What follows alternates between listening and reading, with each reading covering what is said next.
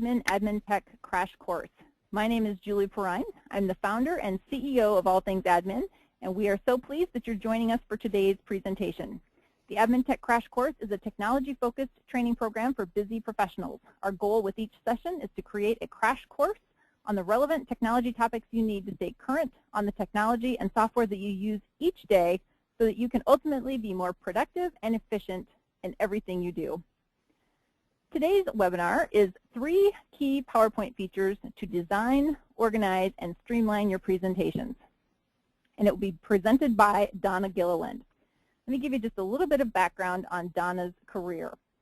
Donna's career in technology began back when DOS was the king of computer operating systems for the personal computer. Floppies were actually still floppy, and the internet had just begun to explode. At that time in her career, there were no training companies. You either learned it on your own or went back to school and learned about all these new technologies that way, and Donna actually did both. Her career in the corporate world started as an executive assistant. She worked in a programming department supporting a staff of programmers and the VP of IT. But that was just the beginning. Over time, she realized that she had an aptitude for learning software technologies and the ability to communicate to others in terms that all could understand. And her love of helping people, business, and technology made a great fit for her future career in training. Today, Donna is the award-winning technology instructor, certified technology trainer, and the president of Most Training. If you're ready to become more proficient in PowerPoint, you're in the right spot. So please join me in a warm virtual welcome for Donna Gilliland.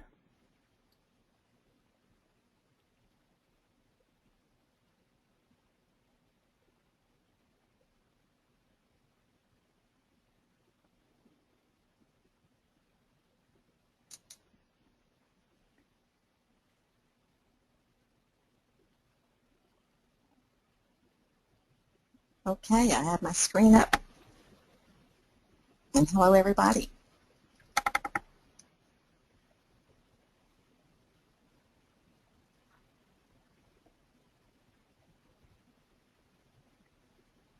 Can you still hear me, Julie?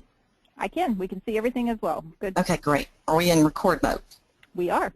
There was a little delay there, so I apologize. So we're on go, 100%. Yay. So welcome, everybody. We're going to, if you look at your objectives, you know that we have 4 of them. And one of the start points is going to be to familiarize you with the 8-slide layout types for PowerPoint and how to use them. So we're going to start there first, and that's why I have a blank slide on my screen. But we're going to start with the layouts and then progress rapidly from there into some other topics that are going to help you with these 3 objectives we have for you today. But starting first from the home ribbon, when you choose layout, and this is in the slides group, so on the home ribbon in the slides group you have layout. And here your first one, of course, is always the title slide, and I think that that is self-explanatory about your slide layouts, and there are actually 9 here. But then you have one for title and content, and title and content, which I've clicked, simply gives you that standard bulleted list that everyone uses in their presentations. And with that, you have the option for a title and then to begin using bulleted list. But when you look at your slide, you see that there are 6 icons, and they're simply quick routes for you to insert a table, to insert a chart, like an Excel chart, Smart Art graphic, which we have a webinar coming up on that soon, to insert pictures, to look for pictures online, or to insert video. But we're not covering those 6 things in depth. It's just primarily in the beginning focusing on you understanding what you're getting with these layouts. The next option, we'll go back to the layouts again. You have section header, and I'm going to demonstrate that one for you. I think you're going to appreciate what you can use with section headers, what you can do with them. The next slide layout is a to content, which is great for comparison data, so I'll go ahead and choose that.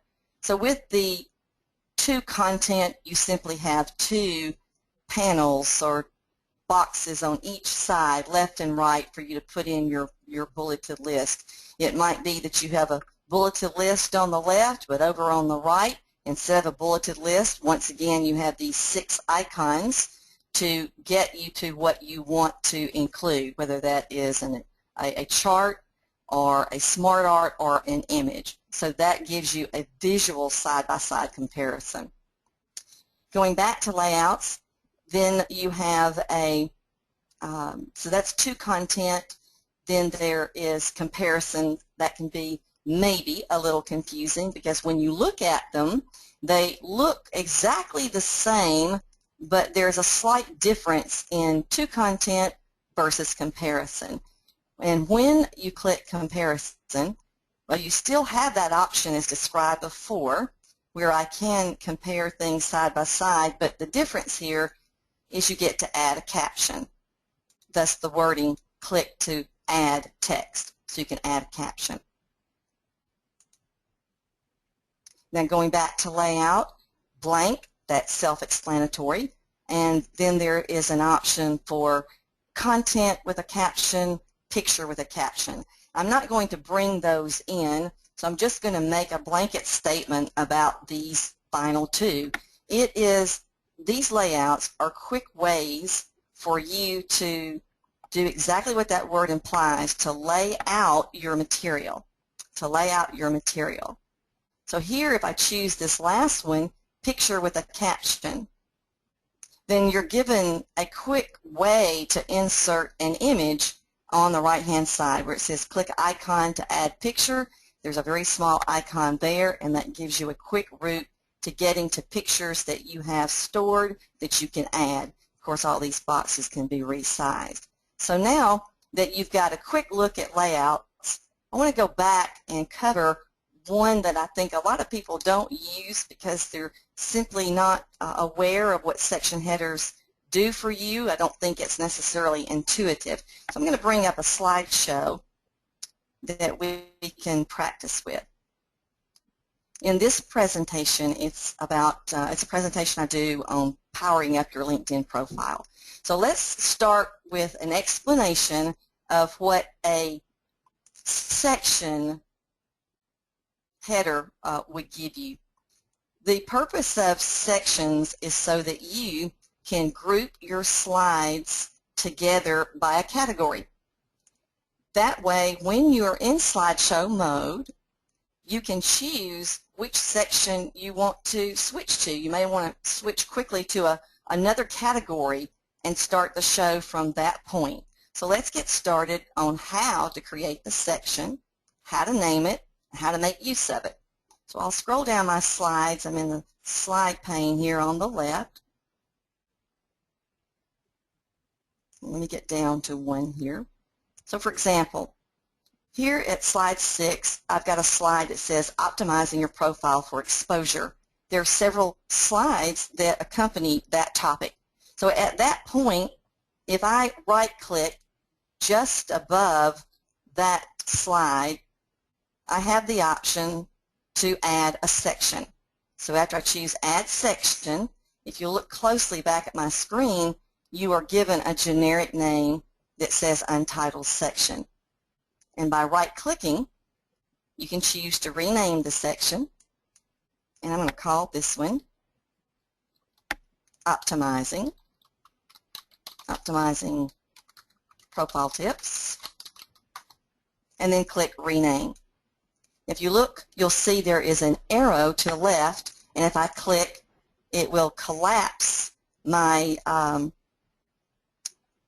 my section. But if you look at my screen on the left, further down, you can see in orange it says Optimizing Profile, and it says that I have 21 slides in that group, because since I right-clicked at a specific slide to add a section, it then included all the slides that fell beneath where I right-clicked.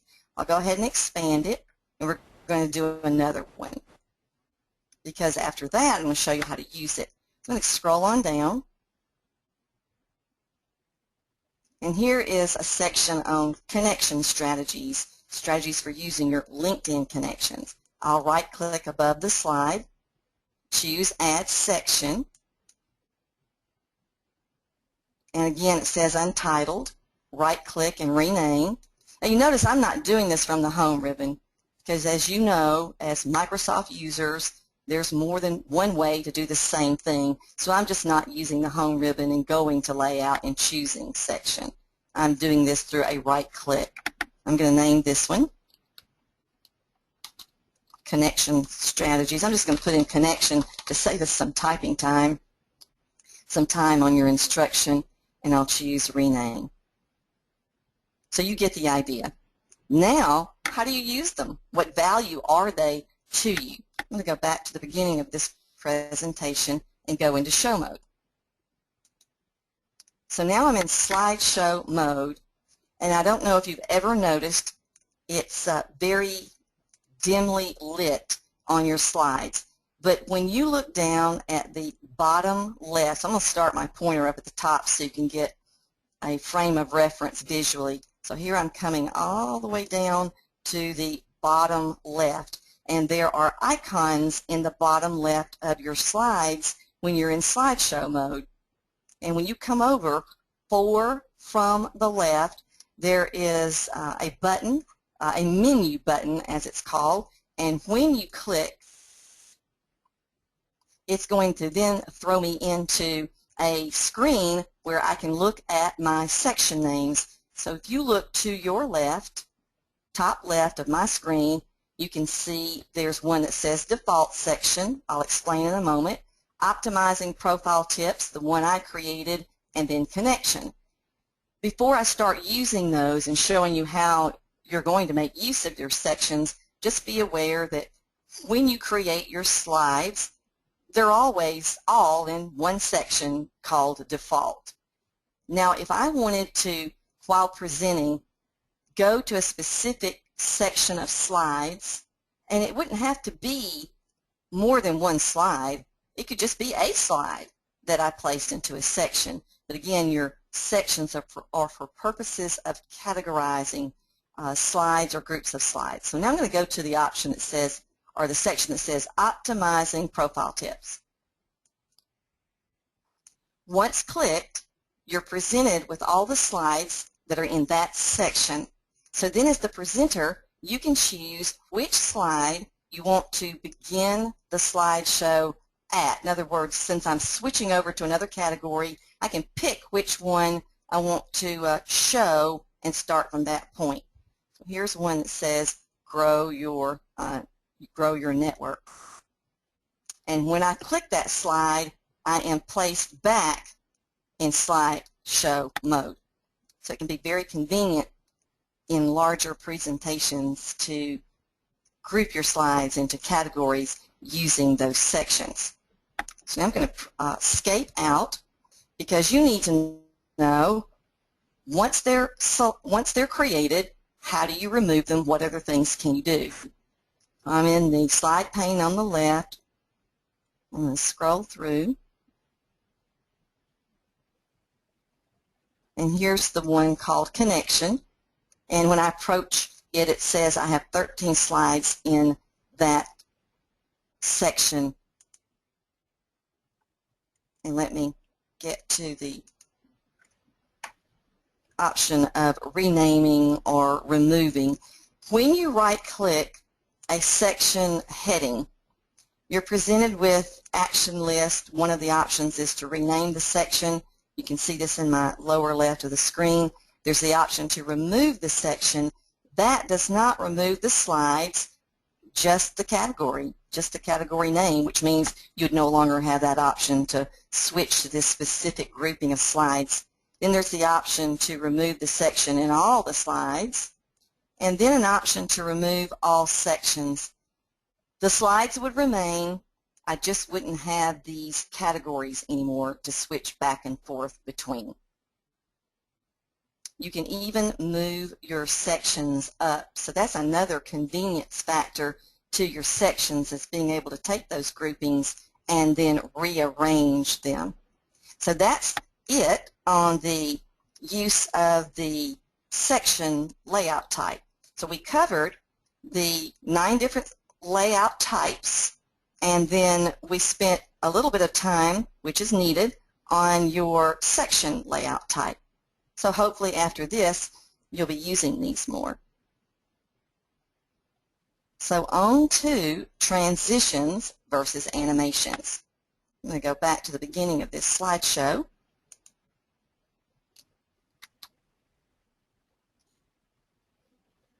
When you look at your ribbon and you look at your tabs, you have one for transitions.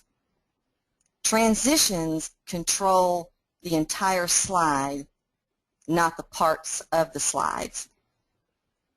And while today isn't about design in depth, you'll get a few design tips in the process. You need to be very selective about the types of transitions you choose. I guess what I'm trying to say is don't get too wild. You know, try to be conservative, think corporate. But as you look at the transitions, there's the option for a fade, to have a slide push up, to have it split when it comes in. There are a number of different slide transitions. I'm going to choose one or two in a moment, but I want to stop to give you a couple of design tips to help you better decide what you choose in terms of a transition. For example, when you're changing the subject, when you're going into another topic or another objective, whatever that is in your presentation, having a slide transition in can visually cue your audience that you're changing subjects. You're going to a different point. So you might want to use it in that way. Now, I'm a fan of having slides come in from the left, or dropping down is fine with me, but I tend to stay with the conservative side of those transitions. Now, let's go ahead and I'll use one. Here's one for cover.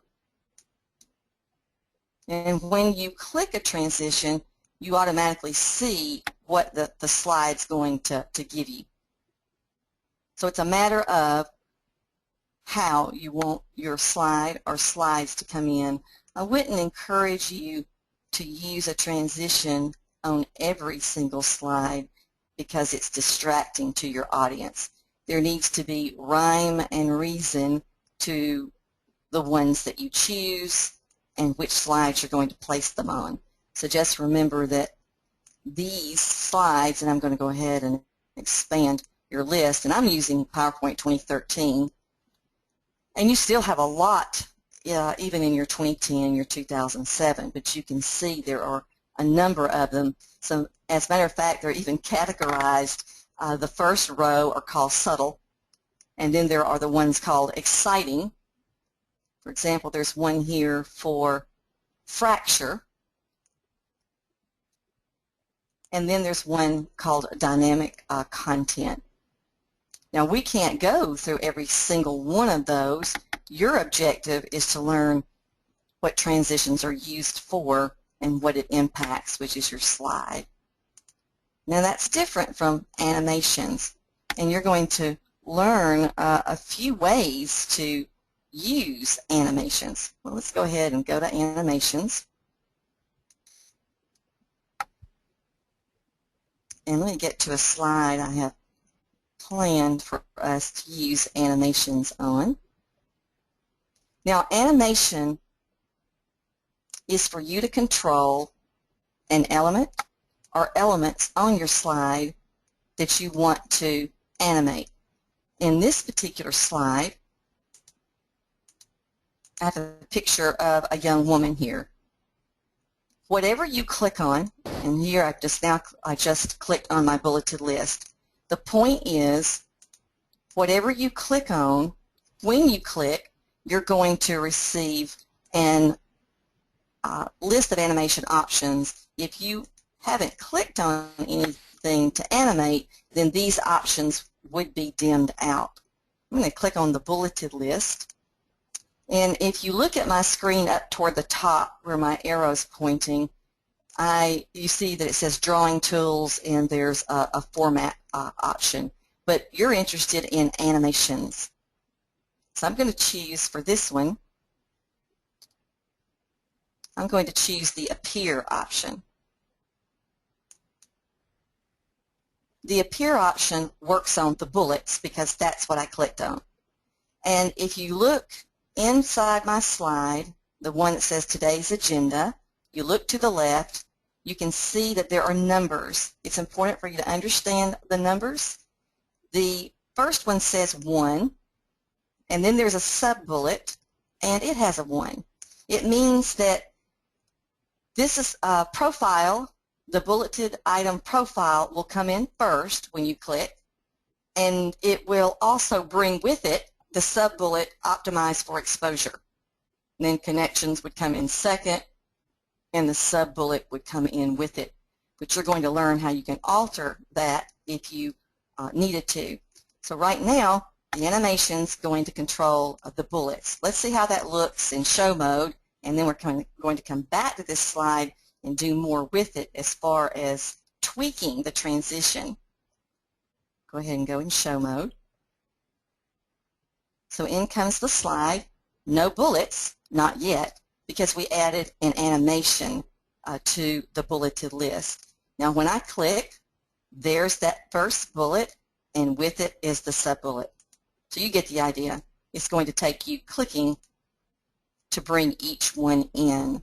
And what I used, again, was the appear animation. I'm going to come out of this, and we're going to go over how you could control the sub-bullets. Because right now, the sub-bullets are coming in with previous, as it's called. It's coming in with that primary bullet. So once again, focusing on the animations pane, if you look to the right, you can see there is an advanced animation group and then an option to open up your animation pane. Your animation pane appears to the right of your slide, and this is where you get an opportunity to tweak the transition that you've chosen. So as you look, it says content placeholder. That's what it's calling that object that I chose, which was the bulleted list. Clicking the down arrow, or the chevron, which are the double arrows on the left, it shows me what's currently in place. It shows that number 1 is the profile. There is no number next to optimize because of what I explained earlier. So we're going to make an adjustment. I'm going to come to this second bulleted item in my animation pane on the right, and notice that all of these options, if I click on one, or click the down arrow to the right, clicking the down arrow to the right, you get to see what the specific transition is associated with that item. And of course, it's set to start with previous. But I could choose to start on click. And that would mean that that second bulleted item would not come in until I click. So if you'll refocus for a moment back to the slide in the center, the one with the young woman on the right.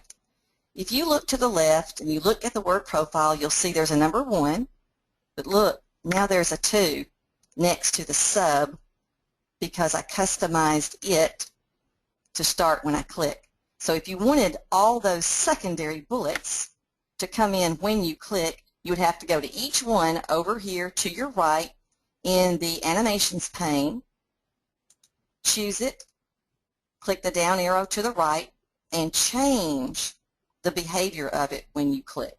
I won't do them all. You get the idea. So let's look at it in show mode again.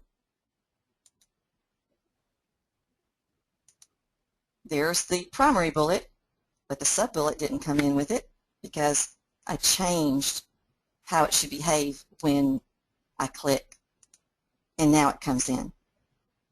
And of course, I didn't change all the others. All right, let me pop out of that. And let's do another one, but this time let's use it on a smart art.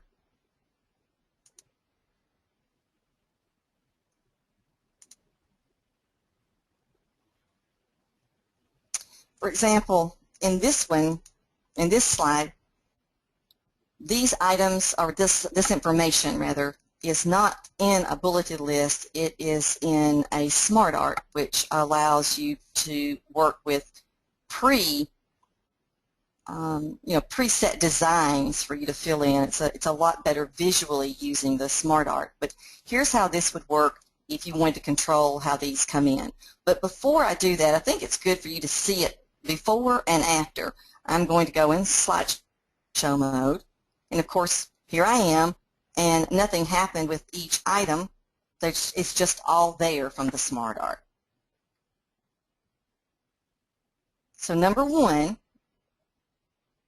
I'm going to have to click in the smart art, and just remember that when we're working with animation, you've always got to click the object that you want to animate.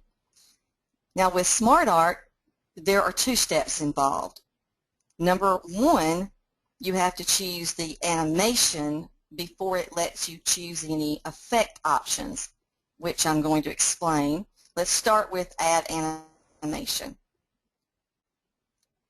With Add Animation, there are entrance options, there are emphasis options and exit options, and I want you to be aware that you won't learn all of those today because custom animation is an in-depth subject, but you will be well on your way with what you're going to learn today.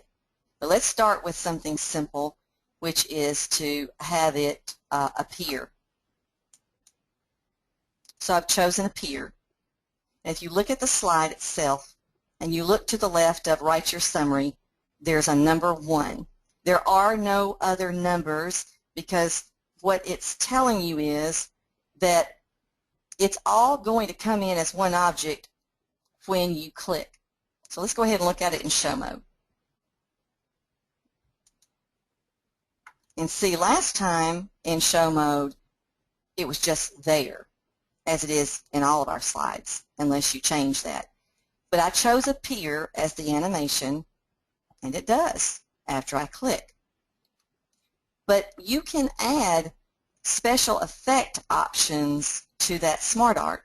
And if you're looking at my animations ribbon, here in the advanced animation, I had added an animation, but if you look just to the left, there's an option now that wasn't lit before. It wasn't active. It's effect options.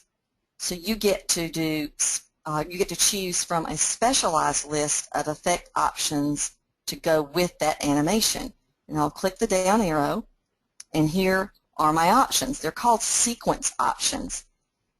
The sequence options for this particular smart art, which is a list type smart art, by the way, it gives me options of as one object, which is what we're getting now.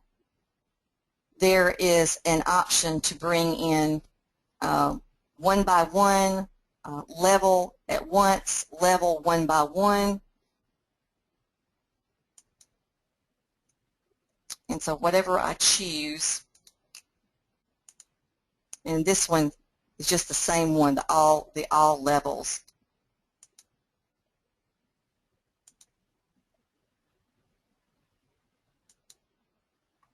Now I chose the one by one on this one. So this one was the one by one. So see, by doing this, you can speak to a specific point with your audience, just like you would in a standard bulleted list, only smart art is a more visual way to communicate your information. But more about that in our upcoming webinar on Get Smart with Smart Art. I'll click again. In comes the second one. You get the idea. I do want to emphasize a point about the effect options for a smart art. Smart art illustrations come in many categories You can use flow charts, you can use organizational charts. There are a number of them, but here's the point about that.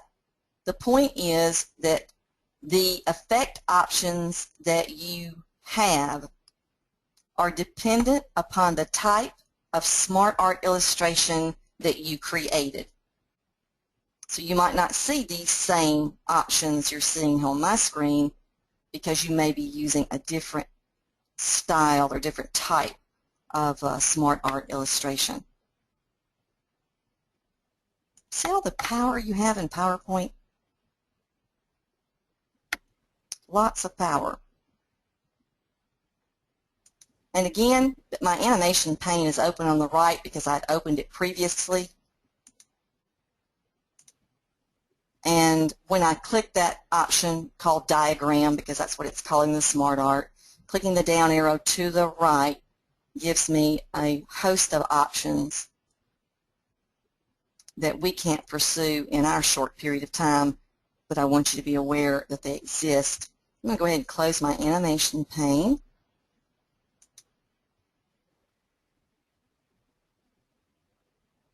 And we will move into how to work with master views. It's very important for you to know that when you're working with a lot of slides.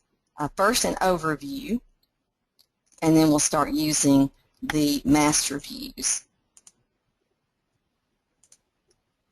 This option is on the View ribbon. It's on the View ribbon, and once there on the View ribbon, you have a group of tools called Master Views. One's called Slide Master. I'm going to start with an explanation of what that is and then a demonstration. You can imagine that if you had a deck of slides, 10, 20, 30, 50 slides, and among those slides you had various layout types. Remember earlier we covered 9 layout types. And perhaps you used, in your, say, deck of 25, you used 3 comparison types. You used 2 other types of layouts. You may have used multiple different layouts. The Slide Master will let you make one change and have it impact all those layouts that you have in your slideshow. So if someone came back to you and said that, oh, those 5 slides you're using that are the comparison slides, I want you to change the title font to Times New Roman, and I want those to be a size of 36. Or you were asked to add some type of imagery or text box, whatever it is, you could add it in one place, and then it would then flow to all of those slides of that type. So let's get started. Now that you know that the idea is about time savings, making a change one place and have it replicate everywhere else. So now from the View ribbon, in the Master Views, Slide Master. Now as soon as you click Slide Master, you want to look at the left-hand side of your screen, because the left-hand side of the screen, it has placed you in your master layout. And if you look at the hierarchical structure, you see there's one big slide, and then beneath it is a dotted line, and all the other slides are indented up under them. And we'll talk about what those are in just a moment. Let's start with the first one. When you hover over this parent slide at the top, first it will tell you when you hover what theme that the Slide Master's using and how many slides that this is impacting. Mine tells me, because I have 26 slides in this deck, that this would make a change to all 26 slides. So as you look, it says click to edit master title style, and there's the option to edit those bulleted lists. I'm going to go ahead and click that slide because it's key that you click the slide so that to the right-hand side you'll be able to make your changes. So here, if I click where it says click to edit master title style. All I have to do now is make whatever changes that I want. Those changes might be change the font, change the font typeface, which I can do from the quick access ribbon that appears here to the right. I can make my changes, and then all the slides would reflect that change. Now here's another part to your master. This one says click to edit master text styles, which I can change in the same way that I just discussed, and then there are options for the bullets. For example, when you create a bulleted list, you know how we get the standard circle, which is the conservative look, which I stay with as a general rule. And then when you press the tab key in a bulleted list, you get a different symbol. And if you press the tab key again, you'd be at third level, and you get a different symbol. Those symbols that you're getting are what the defaults are in the program. But in your master, you could decide what you wanted second and third level bullet styles to be. Whatever change you make in this master slide means that any slide that's making use of a bulleted list would have that change reflected all throughout the slides. So maybe you want to keep circles as your primary, but maybe you want second level to be a square. So if it's second level I wanted to change, then I would have to select that second level, and then when I go to the home ribbon, in your paragraph group is where your bullet options are. And in the paragraph group, here's the bullet button, down arrow, and I could pick a different bullet option. And then of course if you wanted something more than what's standard in this list, you could go to bullets and numbering and you could create custom. But the reason why I don't carry you there is because today's not about you learning about all your custom options for bullets. So if I choose the square, I'm just going to hover so you can see. Hovering gives you a live preview, and as you look back in my slide, you can see there is a square next to second level, and then all the slides beneath it that are utilizing bulleted lists would then have that as the second level style. So I'm going to leave that unaltered. Now let's look at the slides that lie beneath. When I hover over the slide that's beneath the main master slide, when I hover, it tells me that this slide layout is a title slide layout and that it's used by slide 1. So let's say that you had title slides used multiple times throughout your presentation. You had 3 different ones. Then whatever change you make here would impact all the slides of that type.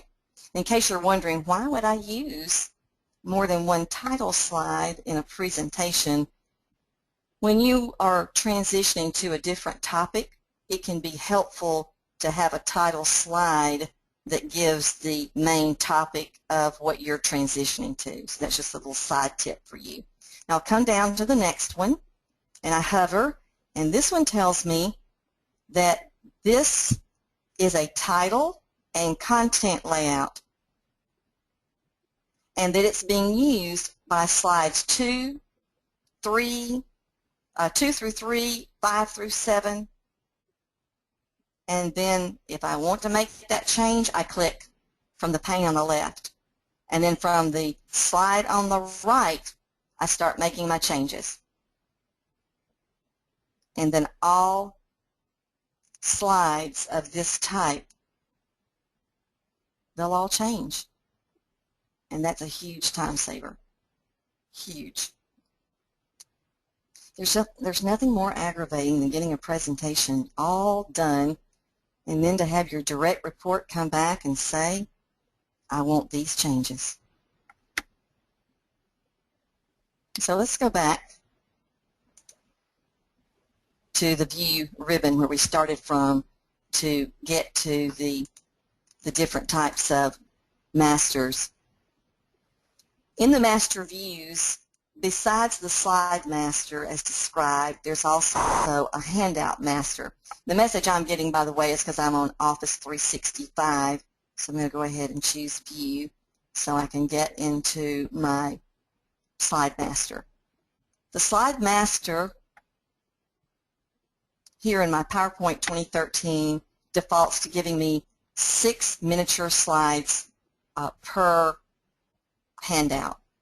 But once in the master, you can see that you have a page setup group, you have a placeholders group. Right now it's turned on for header, footer, date, page number. Whatever header I put here is going to then change for all my masters, my slide masters. Then if you'll notice over on the left on page setup, there's slides per page.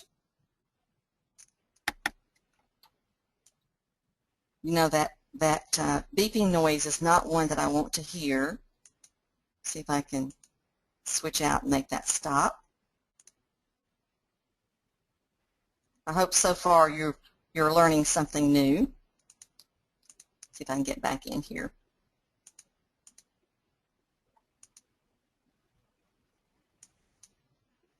There we go. Sign and organize. Let me close this one for us. So while I am fixing my stop in mid-cycle mode on this, it's frozen on me. I guess you can tell that by now.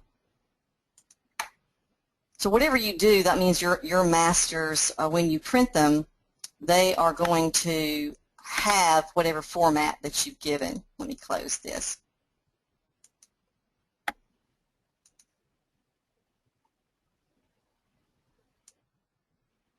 Yeah, if you'll just bear with me for a moment, I'm going to close this presentation and reopen it. So if you are, let me just close this.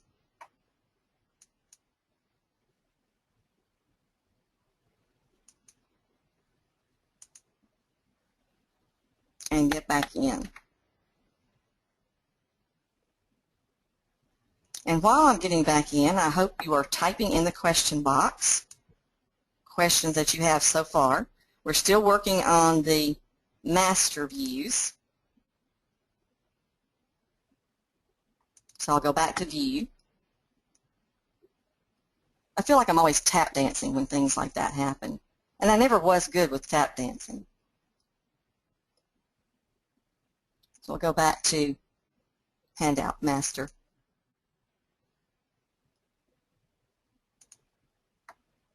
There we go. So now from the slides, from the ribbon that you receive when you make this choice for Handout Master, on the page setup on the left, slides per page, you can see for yourself it's set to 6, but you could change that to be 2 slides per page. You also have background choices for colors, fonts, effects, themes. It's how you want that handout to look. So when you make this change, then it is going to be for all of them. That's the terminology, master views, so or your masters. So let me go back to View again, and then go back to master views. Same thing for your notes handouts, whatever changes you make. So backing up and making an easy recap out of this, the idea behind it is that you want to make one change, and you want the change to happen in multiple places at one time. And that's the purpose of using those master views. I'm going to close this master view, get back into the presentation. So let me just recap, make sure on this part, since it froze up, I want to make sure that you're not confused by what we did. So a recap of that, and then we're going to move into how you can bring slides from other presentations into a presentation that you have on the screen. So going back to the View ribbon, Master Views, we started with Slide Master. and then it's a matter of clicking, activating the slide that you want to make changes.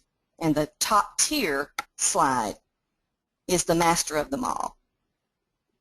So I'll go ahead and close Master View, and we're going to move to how you can bring slides into an existing presentation from another one. I don't know about all of you, but for me, with all the different presentations I have in PowerPoint, sometimes I like to borrow from other PowerPoint slides, and there's an easy way to do that. So that's what we're going to do. It starts by you being on the home ribbon and being where you want to bring that slide in. I'm going to click a slide.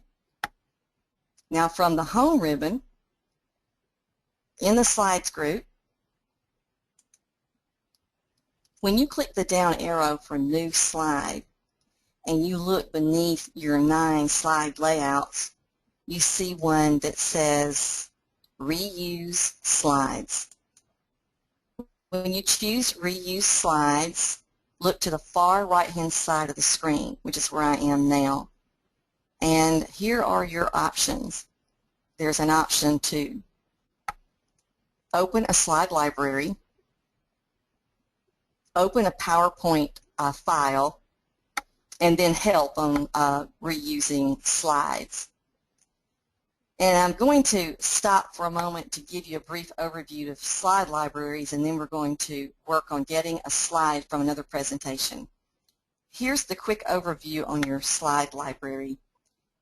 Slide libraries will allow you and other people that are within your company to create a central place for you to save, store, and share your slides.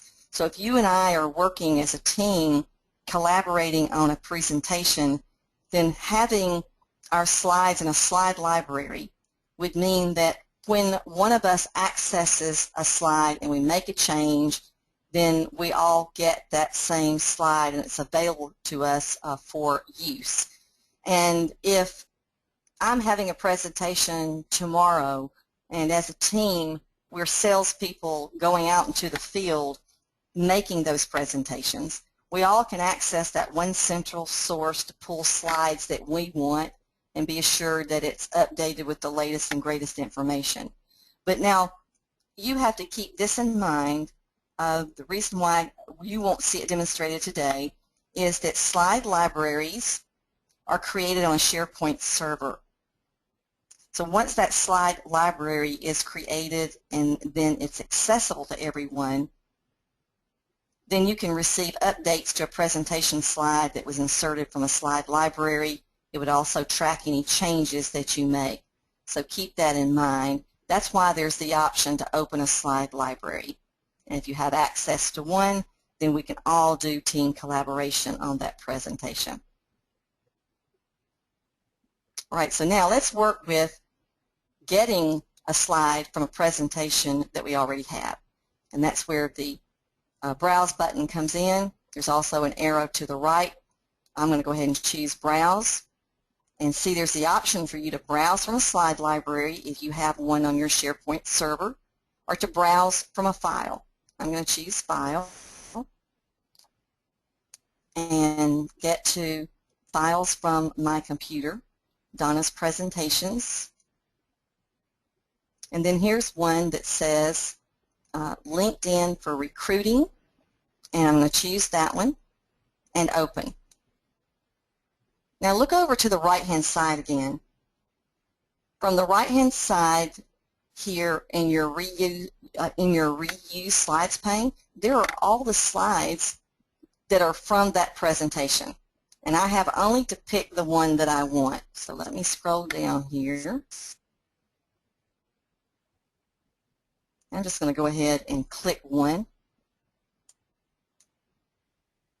And it has brought it in just beneath the slide that I was active on at the time that I chose to bring in a slide from another presentation. Isn't that handy? It's so very handy. I'm going to close the reuse slides. and just remind you by way of recap that we got to that option from the Home ribbon, and by choosing the down arrow for New Slide, and we chose Reuse Slides. Keep in mind that if you're going back and forth with that during the course of working on your presentation, and you have opened a slide file like we did, or like I did moments ago, it will remain there in your pane on the right. It's available to you until you choose Browse and pick a different file to pull from. For that matter, there may be multiple PowerPoints that you want to pull slides from, so you could go back and forth choosing those files and getting those slides from your deck in the pane on the right. That places us at the end of your learning, and your learning objectives were to learn the 9 different layout types for PowerPoint and how to use them. And among those, you learned about the special use of a section layout. You learned the how and the why to use transitions versus animations. So remember, a transition is controlling the entire slide, how it comes in. And animations are for you to control how a specific object on your slide comes in when you are in slideshow mode and you click. Just remember that you do have to select that object. You also learned about master views. Make a change in one place and have it impact all the slides that are in your presentation, or you can choose a specific slide layout from that master view, and however many slides are utilizing that particular layout, whatever change you make to that master type would then change all the others. And the last thing is that you learned that you can reuse content from other PowerPoint files that you have.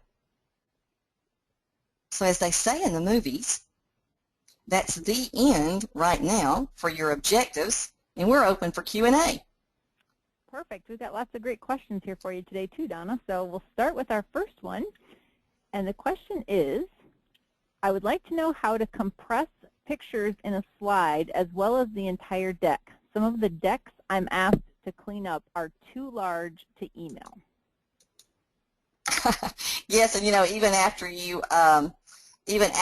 compress, it can still be too large for you to email. So let me see if I can find an image. While you're sharing that, I will share this little tidbit. One of the tools that's free online that we use for sending PowerPoints that get too large sometimes for email is a service called hightail.com, and it's a very easy way to securely and safely send a large presentation to another person, especially if you're collaborating and working back and forth. We also have started doing more private shared folders, whether that's on OneDrive or Dropbox or something like that. That can be another way to send a file if you have a person that you are regularly interacting with on large presentations, if that helps. It does, and I'm glad that you're mentioning that. And to that point, and then I'll show about the compression of pictures, and we'll get on to that next question. Typically, PowerPoints are going to be big, anyway. Of course, they grow exponentially when you bring photos in, because just think about a digital photo, for example, that you might bring in. A digital photo can easily be 1 megabyte and larger, and that makes the file where, of course, it's not where you can email it. You should think in terms of using some type of cloud storage for people to connect to if possible, and then using the tip that Julie's given you. But when you click on an image, in fact, here's an image here that I've used, it activates the picture tools. And if you look at the top of my screen, it says Picture Tools, and then there's the option for Format as well. But the Picture Tools ribbon, when you look to your left, there is an Adjust group, and there is an option to compress pictures. And when you choose compress pictures, the options, defaults are to apply only to the picture that you're on, but if we deselect that, then we can apply it to our presentation. But that's the quick answer, is to go to your picture tools and to use compress pictures. And one more tip on that, and then we're going to move on. Often people think, I used to long ago, when you insert an image, so let's say you inserted a digital photo, and most people will take that approach of click on the photo, click and drag, make it just the right size, and you're thinking, oh, good, I'm good to go. It's small now, and my file size will be smaller. And that would be, no, it won't. Because just changing the size through that clicking and dragging to fit it the way you want it, that doesn't compress the image. You have to go through a full compression, like what I just demonstrated, in order for PowerPoint to do its best job at compressing the images within your PowerPoint presentation. Hope that helps. Next question. The next question is, when I am presenting a slide deck, how do I split my screen so that the audience just sees the slide deck, but I can also see the complete deck so that I can jump to section headers? Okay, are you saying that you want to have it where your screen, I guess what you're saying is you want to be able to see your screen, your slides, but see your, are you saying you want to see your notes but you don't want the audience to see your notes? Well, I think even like the view we have on the screen right now, where you can see on the left-hand side, you know, what's coming next for slides, or if you had your sections collapsed where you could jump to the next section, is it possible to show the screen in live view on a projector for the audience to see, but also still be able to see on your own screen what you're seeing on the screen right now with navigation of where the next group is? Depends upon your version of PowerPoint. I'm going to give you the quick answer. Well, it's not the answer, but here's an answer. Yes, it's doable within PowerPoint 2010, 2013. It'll take me a little bit more time to demonstrate within a scope of our time. So if you are willing to get a video in its place, I'll create it and give it to Julie to send to you. Does that work for you? We love your videos, Donna. I know. So I know. I think you people just ask those type of questions so you'll get a video. We planted them. That's all. That's perfect. I know. But yeah, the answer is yes, that you can in the newer versions. Well, and I'll show you how. I also learned yesterday, I am transitioning to a Mac, and I learned while I was at the Apple Store getting one-on-one training yesterday that with the PowerPoint, if you open a PowerPoint presentation in Keynote on a Mac and also have your iPad with the presentation opened in Keynote, that you can use your iPad with the Notes version open to control the slide deck from your computer that it's being projected from. So if you're using Macs, or if you have a team of people that uses Macs, that might be a little tidbit to do a little research on the Apple site. Or if you have the Apple one-to-one or their business training membership, they will actually do a training session for you to teach you how to do that. So that's another nice thing about some of the technology that we have now that we haven't always had at our fingertips. Right, and we haven't always had it, just like the ability to display those slides for people to look at where you could still see your notes or other things. That wasn't always an easy thing to do or doable at all. Perfect. The next question is, what happens if you change one of those, like in the slide master view, if you want to open that up again? Absolutely. What happens if you make changes to one of the slides that falls underneath that one at the very top, but you don't make it to that one on the top? Right, so I'm not in master view. Yep, so for example, the second slide down looks just like that slide at the very top, the next one down. It does. And I know I've done this before. What happens if I make edits to that second slide there, or the third one, I guess it would be on the screen there, does that make a difference in how things show up in my presentation if I don't make it to that top one instead?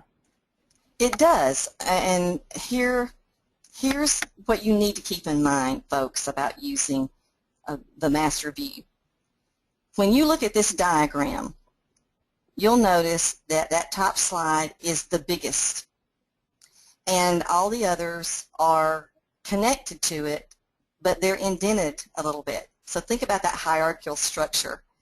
That top slide is the master of them all. So if I make any changes in that topmost slide, then I am impacting all the slides in my deck, regardless of the type of layout that I chose. So that means that if I'm using a slide that has a bulleted list, and I changed the type of bullets and the font, etc., I'm changing that for all my slides. But when you come down beneath that one big master, you get to work with your slides at an individual level in terms of layout. So for example, if I come down to the third one, I think that's the one you mentioned, right, Julie? Yes. Okay. When I hover that third one, and you see it's indented, it says that this is a title and content layout, and that's being used by slides 2 through 3 and 5 through whatever. So that means that the change I make here, if I click and then come over to the right to make my changes, I am altering the look of all slides of this type. That's why we started with the teaching. That's why it was so important for you to learn about those slide layout types, because they really come into play here too. So I'm going to hover again so you can see it says title and content layout. So I have multiple slides that are using it, and only those slides, 2 through 3, 5 through 7, would get the change. Got it. Okay, I think that's one of the issues I've run into on some of my presentations. I was making edits down below instead of up on top. So when you make it to that the big one at the very top, if you wanted to change the fonts or the font sizes or the bullet numbering or the bullet type throughout any of the slides that happen to use any of those elements, you affect everything. But if you just want to make a specific tweak to a certain slide type, then you make it on those sub-slides down below it. That's exactly right. And I think if folks just think about the visual of what you're seeing, it is the biggest slide in that diagram, and all the others are indented up under it. So think about it as being the parent of children. Okay, and then I think I may have stumbled upon this recently myself, but I'm sure this has happened to numerous people who are on today's webinar, but you inherit or you receive a presentation from somebody that has been edited or had things done to it by somebody who knows nothing about PowerPoint. And so it's a nightmare and a mess from the moment you open it on your computer. So if somebody has been individually on all these different slides, adjusting the bullets or adjusting the size of the boxes or adjusting the font size or styles of the titles at the top, is there an easy way or an easier than just manually going in and doing it to every single slide to get it back to the normal look? Is there an easy way to fix or clean up a messy presentation like that so that you can go back and start working with it from this master view if you need to make edits? Well, there are easier ways. How do I want to answer that? If you've inherited that kind of mess, there are really going to be two things, maybe more, involved. But here are two lines of thought. One, what you've inherited may have a theme already applied. And so, for example, I'm trying to make this simple. I'm currently in Master View.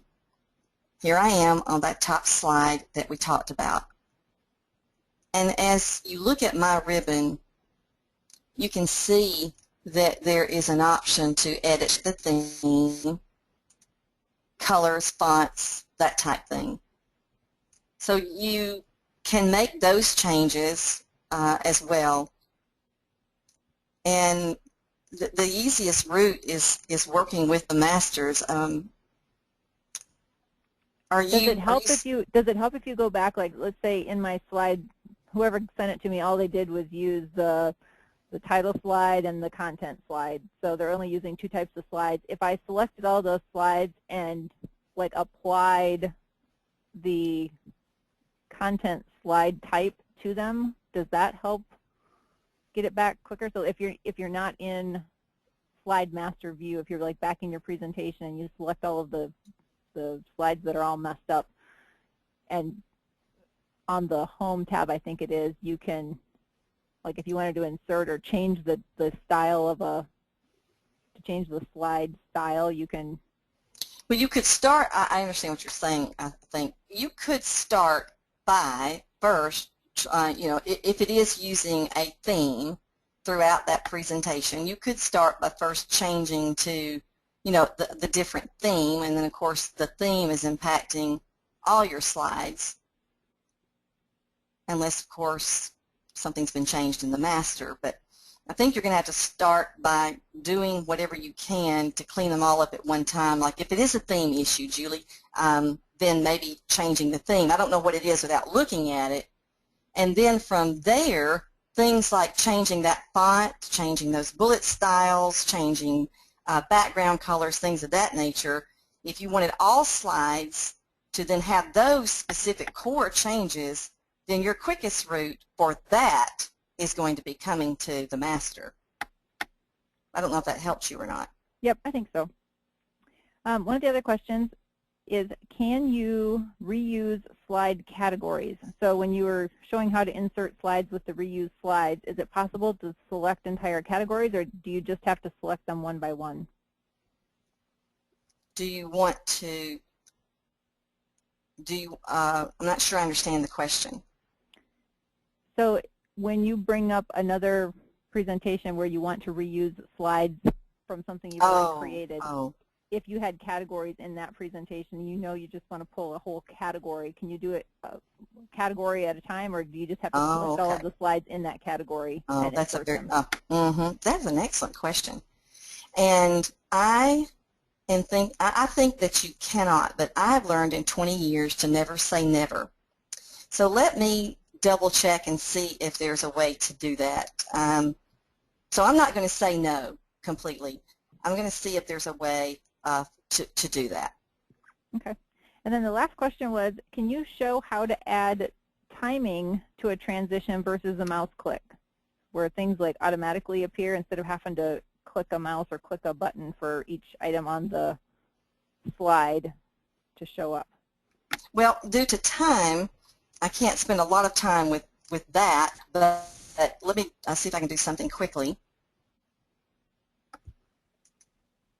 Go back to animations.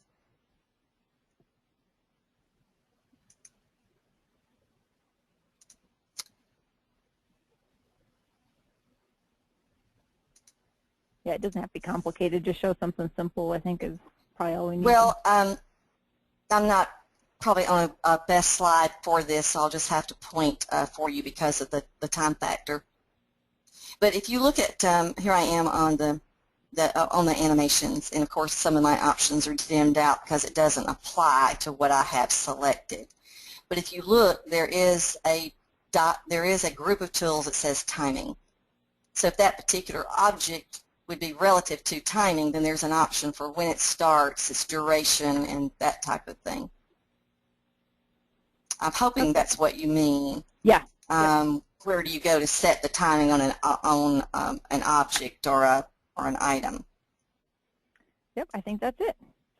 Well, I think that is all the questions. I'm going to actually take control of the screen back here so that I can show one more thing. And there are.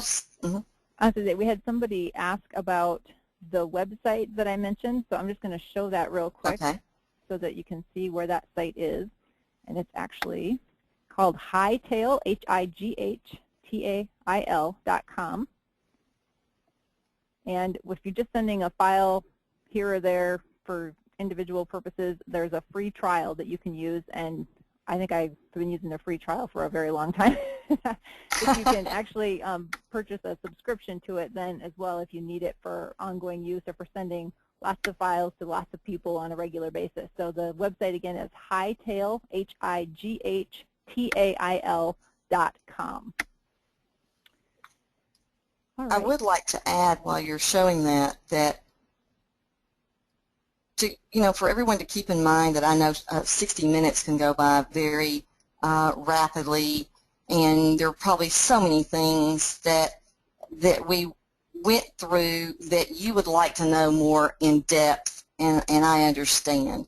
And so what I'm going to do for you is some of the key questions we got were about compression, so you got an abbreviated look at that, but there's a little bit more detail. The last question was about timing. It helps to have that really demonstrated for it to stick in one's mind. And then I think there was the option about your split screen option, and because of lack of time. So I believe that I could probably put those few things into a video for you that you could look at or send you some information. I do teach those things and teach them in intermediate and advanced classes. I'm sorry we don't always have enough time for me to give you the full detail, but I'm glad to send you a little bit more information for those of you who needed to know that. And you're always welcome to give us additional ideas or specific examples of things you'd like us to show or train you on in upcoming AdminTech Crash Course webinars. And you can do that by providing a little bit of quick feedback in the survey that follows each of our webinars when you attend. So we do appreciate you providing the feedback and input on what else you need and how else we can support you in helping you become even more proficient in the software and the tools that you use each and every day at the office to do what you do for the teams and executives that you support. So with that, I think that brings today's webinar to a close. I want to thank everyone for investing your time and energy and joining us for this presentation. You can connect with both Donna and All Things Admin at the websites and the social media channels that are listed on your screen and in the handout that was provided for today's session. Both of us are very much online and connected, so if you have questions, you can connect with us on Twitter, Facebook, or LinkedIn, or through our websites. And we hope that you will join us again for another upcoming AdminTech Crash Course. Until then, have a great rest of the day. Thanks again for being here today.